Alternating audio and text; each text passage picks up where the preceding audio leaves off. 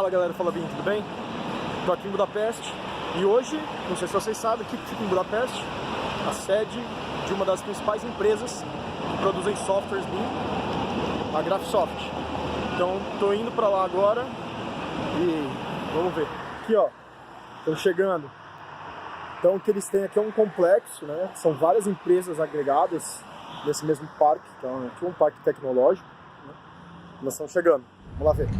Só para mostrar para vocês, né, esse é um mapa desse parque, né, desse complexo, e as empresas que estão nele.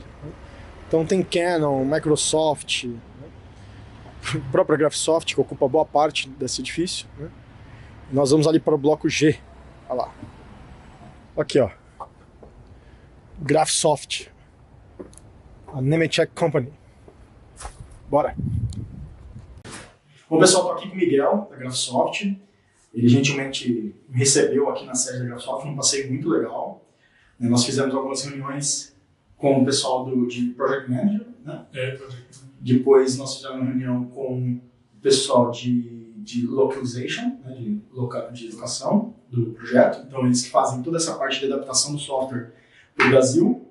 E depois nós fizemos duas reuniões com o pessoal de atendimento ao usuário, né? Ao consumidor. Então foi muito legal ver como que eles estão trabalhando isso e aí já vocês vão ver um pouco mais sobre essa, não sei se vai ser nesse vídeo ou em outro vídeo, mas eu vou falar um pouco mais sobre o que eu vi nessas reuniões, né? Miguel, vamos ver se a gente consegue tirar algumas outras coisas aqui de você, né? Como que a Graphisoft ela tem seu principal produto, que é o ArchiCAD, né? E o ArchiCAD ele tem se expandido muito o uso dele no Brasil, o que eu acho que é muito bom para o mercado.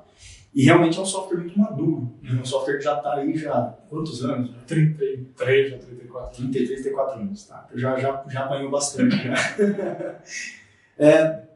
Como que a Graphisoft está se preparando para o futuro, né? Como que ela enxerga que é o futuro do BIM? Porque o ArchiCAD ele principalmente atende aos arquitetos.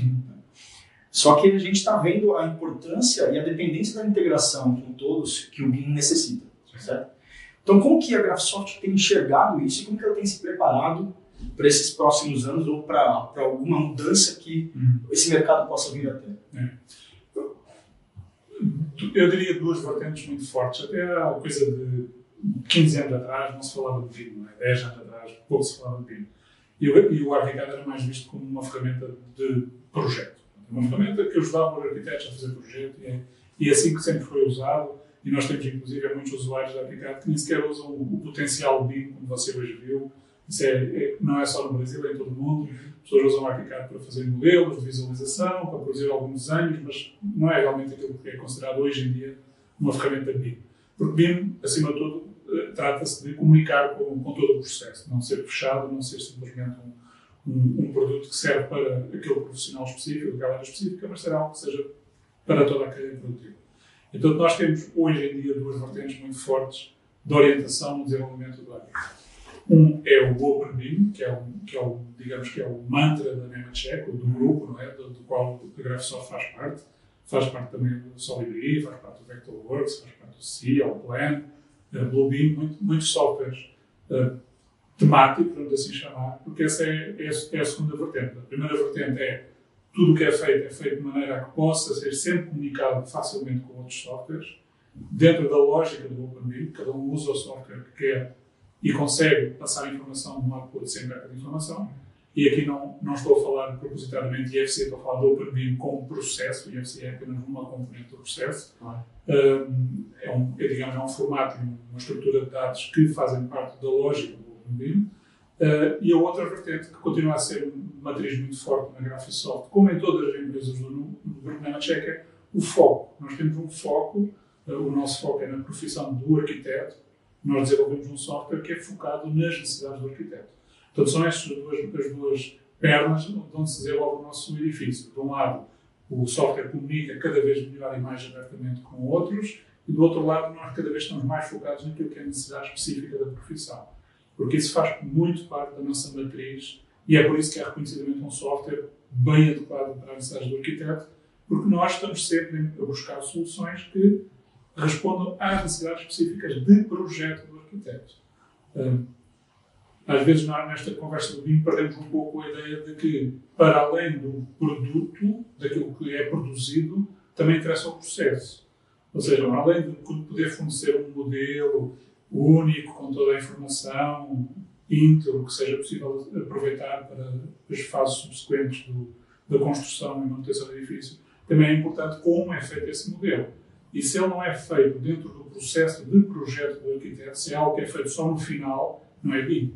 Se o arquiteto é um processo de desenho tradicional e depois no final produz um modelo porque tem que entregar o modelo, não estamos a falar verdadeiramente de BIM, estamos a falar tem que ser uma evolução contínua dessa integração. Exato. E nós acreditamos que cada profissão tem a sua maneira própria de trabalhar, tem as suas prioridades, tem a sua maneira de ver o mundo, e o software deve traduzir essa sua maneira de ver o mundo, não deve forçar profissões diferentes a ver o mundo da mesma maneira, porque aí perdemos a riqueza que é ter um arquiteto e um engenheiro de estruturas, por exemplo, trabalhando conjuntamente no mesmo projeto. Aí passamos a ter uma uniformidade muito grande. E nós achamos que isso, nós como arquitetos, achamos que isso é pobre para a indústria, essa redutibilidade de que é tudo engenharia. Não é tudo engenharia. Sim, claro. E uma vez não, ano passado eu tive a oportunidade de visitar a Bentley, né, e já tive também a oportunidade de visitar a Autodesk algumas vezes, né, e a Bentley, nessa visita, eles deixaram claro que, não que deixaram claro, mas eles deixaram entender que o foco deles era um negócio, né, que eles não têm um foco tanto no usuário em si, mas normalmente como empresa eles preferem focar em um negócio, pegar, por exemplo, uma grande obra e dar todo o suporte, desenvolver todas as soluções para que aquela grande obra aconteça.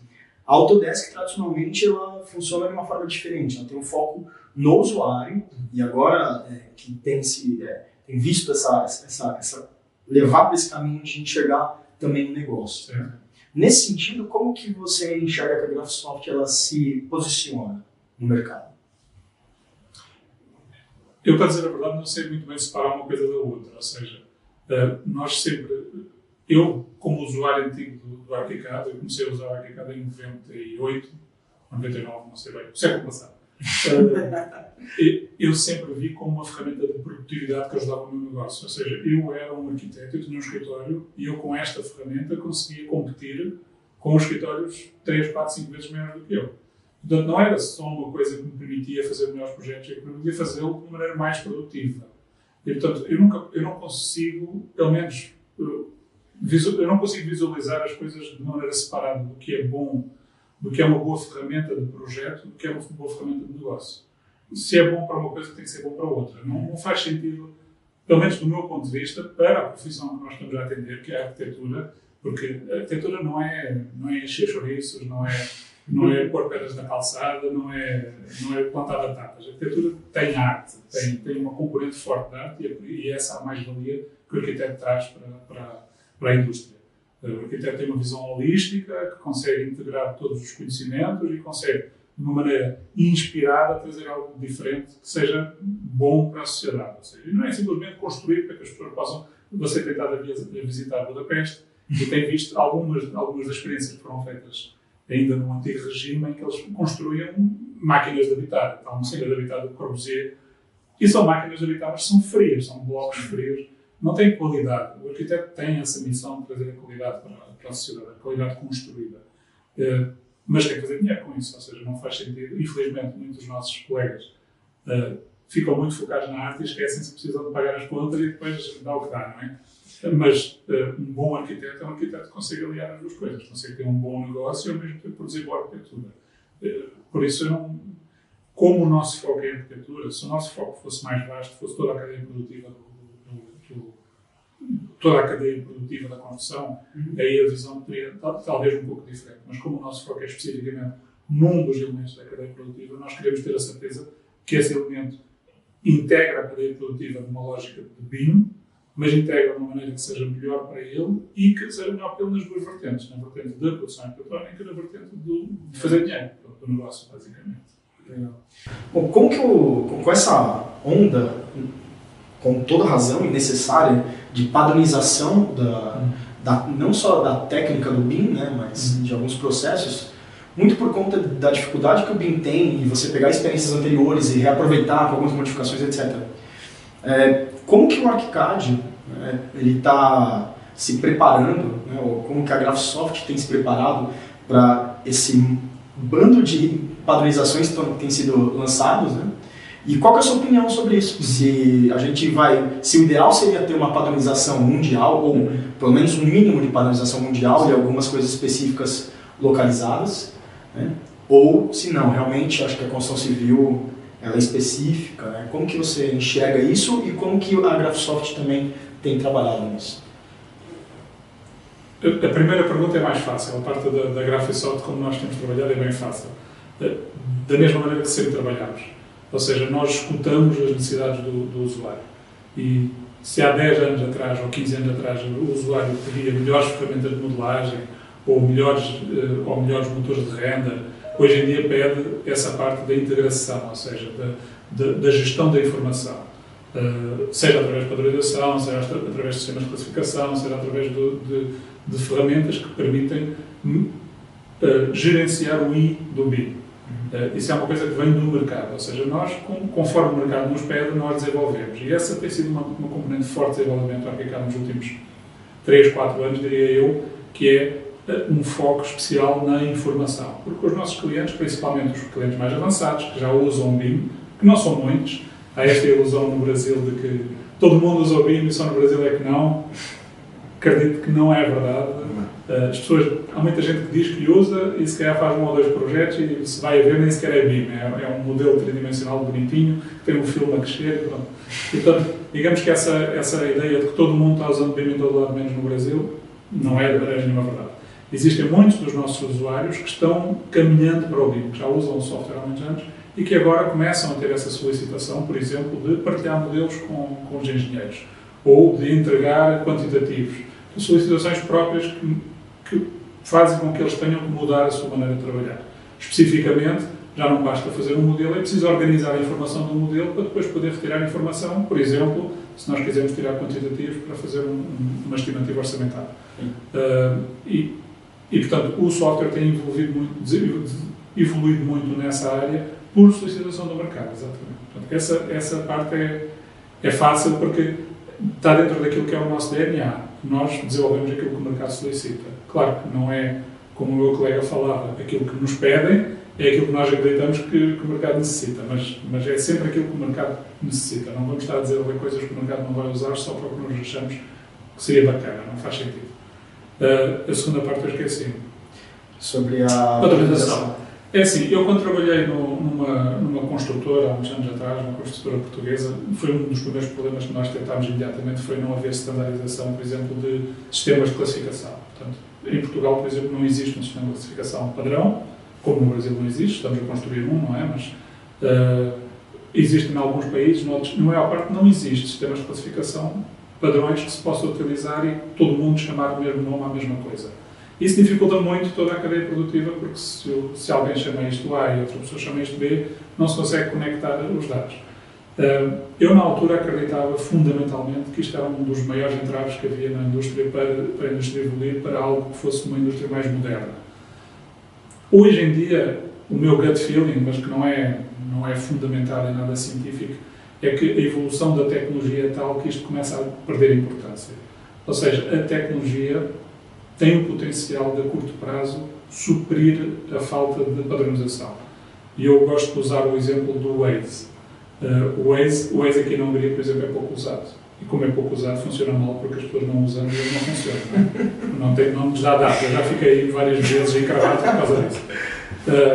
No Brasil ele funciona muito bem. Sim. Porque a gente quase depende dele.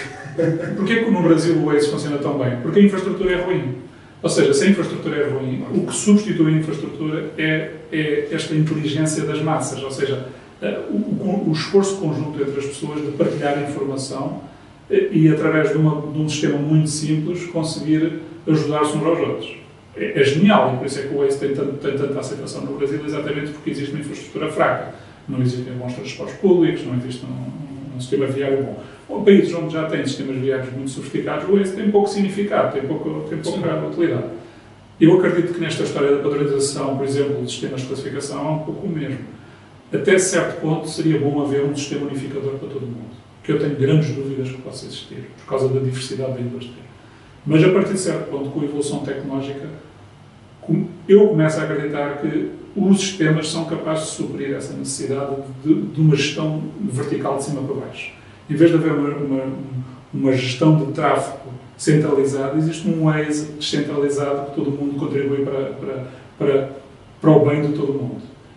A mim parece-me que, por exemplo, no caso dos sistemas de classificação, até que ponto é que é importante ter um sistema de classificação único, gerido por alguém, com todos os problemas que isso implica, porque nós sabemos que a gestão centralizada é sempre problemática, ou até que ponto cada um pode usar o seu sistema de classificação, sendo que a rede tem inteligência suficiente para compatibilizar os sistemas. Nisso os computadores são muito bons. E, falando de sistema de classificação, podemos falar de muitas outras coisas. E, portanto, a padronização, resumindo, a padronização é um sistema de cima para baixo, onde uma entidade única decide o que é bom para a indústria, ou o que é bom para o grupo, e este tipo de evolução orgânica dos sistemas é de baixo para cima. Não existe um sistema central. Bitcoin é mais um exemplo. Existem muitos exemplos hoje em dia que mostram que a tecnologia pode colmatar a falta de gestão centralizada dos sistemas.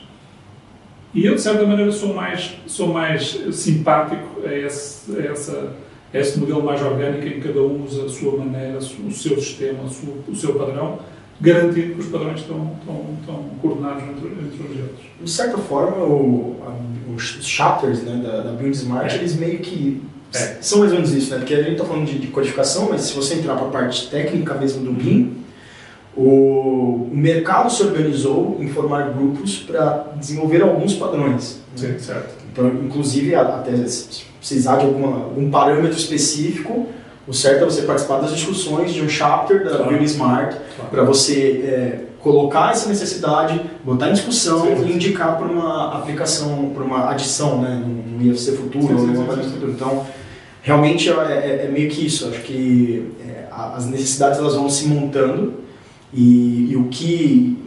Algumas coisas eu acho que precisam de padronização, porque senão a tecnologia não se conversa, né? Mas realmente ela vai ficar assim, no mínimo, e aí as coisas específicas realmente cada um vai acabar ou criando uma maneira intermediária de comunicação, né, direta, como, por exemplo, se comunicar diretamente com um SAP ou alguma coisa desse tipo, né, e aí alguém vai ter que criar essa comunicação, mas que seja diretamente em tecnologias que podem trabalhar cada uma a sua maneira. Né? É verdade. E há assim uma... Eu como arquiteto, e o Ivo também é arquiteto, de certeza compreenderá, e muita gente que nos escuta também são arquitetos, que é o seguinte: nós falamos sempre de outras indústrias e a padronização que existe noutras indústrias. Mas nós não nos podemos esquecer que um avião em Budapeste e em São Paulo. Sim. Uma camiseta é uma camiseta em Budapeste e em São Paulo. O edifício não é. Você vê Budapeste e vê que o espaço construído reflete a cultura. E, portanto, esperar que haja uma padronização absoluta da mesma maneira que tem havido noutras indústrias que fabricam mesas ou automóveis ou aviões é, quanto a mim como arquiteto, correr o risco de jogar fora aquilo que a arquitetura tem de melhor, que é ser uma expressão da sociedade, que é criar espaços diversificados que ajudam a sociedade a evoluir. A ideia de que o nosso espaço de habitar é uma máquina, e que tanto é uma máquina aqui como no Japão, para mim isso choca contra aquilo que é a minha cultura. Talvez seja esse o futuro, mas para mim como arquiteto isso choca-me. E eu, a padronização, fico sempre um pouco com o pé atrás, porque eu tento sempre ver o que é que está por trás da padronização. A Building Smart tem uma iniciativa que é meritória, mas existem outras iniciativas que eu olho para elas e não me sinto tão à vontade com elas. Por exemplo, a iniciativa do governo britânico do BIM Mandate, exportado para outros países, é declaradamente, eles declaram uma maneira de exportar serviços. Eles querem colocar padrões noutros países para depois poderem exportar os serviços. E isso, a mim, deixa-me um pé atrás. Eu pertenço a Portugal, nós éramos colonialistas, mas nós somos acusados de colonialistas, mas eu tenho uma especial sensibilidade para isso, até porque vivi 6 anos no Brasil e, portanto, esta ideia de que alguém monta um sistema, que depois exporta esse sistema para depois poder conquistar esse território através de serviços fornecidos com base nesse sistema, porque, no fundo, eles são melhores a usar o sistema que foram eles que o criaram.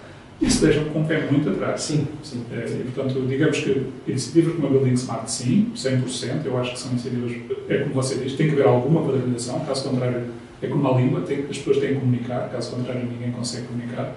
Mas só até certo ponto. A partir de certo ponto começam a aparecer mais pontas de lança de iniciativas puramente comerciais que são, quanto a mim, não boas para os diversos países. Com relação a essa questão do padrão britânico, né, na verdade eles conseguiram aplicar isso mais no Oriente Médio. Sim. Porque também, acho que não sei qual que é a cultura deles, que eles têm, como eles começam as sociedades todas do zero, eles não têm uma cultura, então eles podem aproveitar outras, né? E realmente, normalmente eles já contratam serviços de outros países, então, ok. Mas, por exemplo, no governo brasileiro, por mais que esteja tendo esse apoio todo do governo britânico, não vai ser aplicado o padrão direto, porque precisa ter uma adaptação, precisa ser um entendimento, ainda mais num país do tamanho do Brasil, uma cultura tão específica. Então, realmente, tem que haver uma adaptação. Realmente eles não conseguem aplicar diretamente. E para finalizar, vamos fazer um exercício aqui de imaginação. Eu estou nesse negócio de BIM já há 11 anos. 11 anos. Você está mais. Não, eu no BIM não estou há mais. Eu no BIM, se calhar, estou mais ou menos ao mesmo tempo. Às vezes eu fico um pouco cansado de ficar ouvindo BIM toda hora. BIM cansa. Eu não sei se é a palavra que cansa, mas... Como você imagina daqui a 15 anos? Será que nós ainda vamos estar falando de BIM? Porque CAD existe há mais de 20 e a gente continuou falando de CAD. Eu não sei se talvez o termo é menos irritante do que BIM, mas o BIM ele tem uma força tão grande que ele incomoda um pouco, e eu acho que as coisas estão indo, por exemplo, agora com o VCD, né, o Virtual Construction.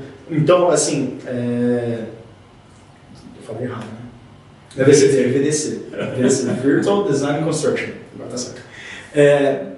Então, eu não sei se até que ponto que é uma puxada comercial para falar que eu inventei alguma coisa que já existia, mas eu botei um outro nome, ou realmente é uma coisa que o BIM era algo muito grande e que agora ele vai ser quebrado em diversas especializações, e daqui a 15 anos ele na verdade vai fazer parte de uma pré-história, de uma reorganização da indústria da construção civil, e aí você vai ter surgindo essas outras aplicações.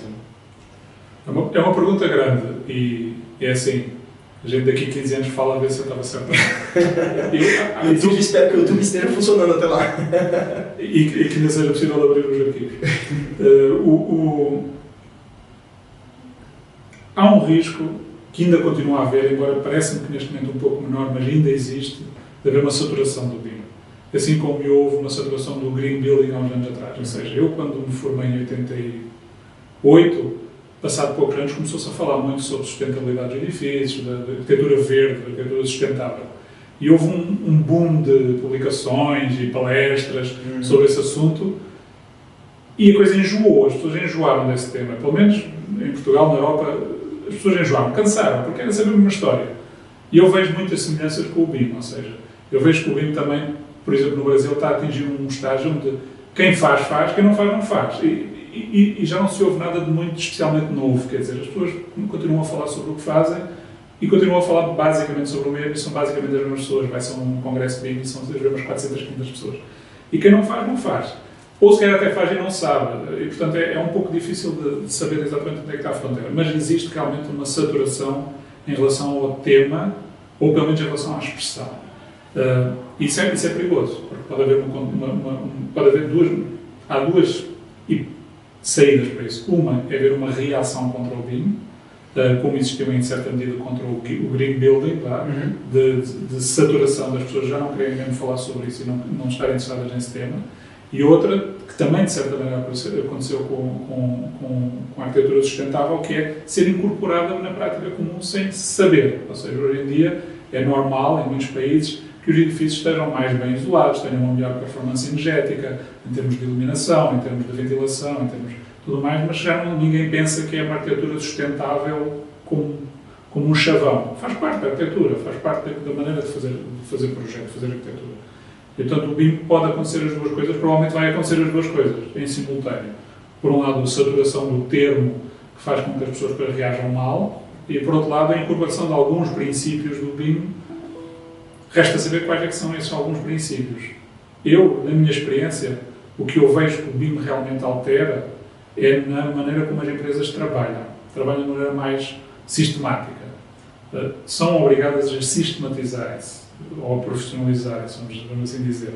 As construtoras tornam-se mais lean, os escritórios de projetos tornam-se mais conscientes do que estão a fazer, já não fazem só, pensam no que fazem, e portanto existe uma herança do BIM que vai ficar com certeza, que é a indústria ser mais eficiente. Se vai ser reconhecido como sendo o BIM, ou ser simplesmente uma evolução natural que o BIM ajudou a proporcionar, é muito difícil dizer nesta fase.